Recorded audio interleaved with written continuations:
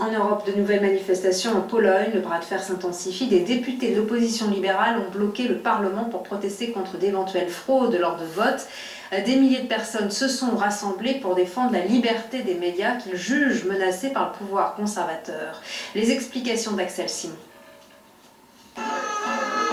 Par milliers, ils ont répondu à l'appel à poursuivre les manifestations. Dans la nuit de samedi à dimanche, les dirigeants de l'opposition, soutenus par des milliers de manifestants, avaient promis de maintenir leur mouvement. Quelques heures avant, la première ministre est intervenue à la télévision, qualifiant de scandaleuses les initiatives de l'opposition. Le mouvement entamé par l'opposition pour provoquer des sentiments politiques extrémistes n'a strictement rien à voir avec la situation actuelle de notre pays. Il trouve sa cause dans l'impuissance et la frustration de ceux qui ont perdu le pouvoir et qui ne savent pas comment rallier à eux les Polonais.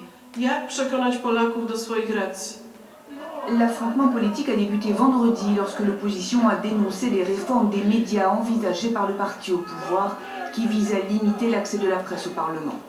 Bloquant son accès, les députés ont déplacé le vote du budget 2017 en dehors de l'hémicycle, empêchant les journalistes d'y assister.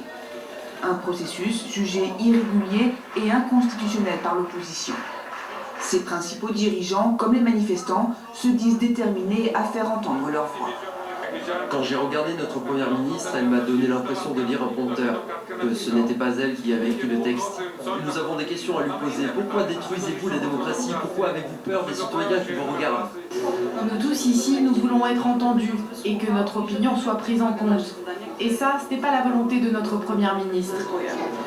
Une vingtaine de membres de l'opposition se sont relayés pour siéger toute la nuit dans la salle plénière du Parlement avec l'intention de rester sur place dans les jours à venir. Et la mobilisation à Varsovie en Pologne continue ce dimanche. Vous allez apercevoir les images en direct qui nous parviennent.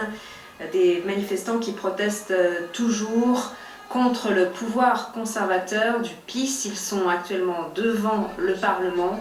La mobilisation sera-t-elle suffisante pour faire reculer le pouvoir? C'est tout l'enjeu des prochains jours sur cette contestation en ce moment en Pologne.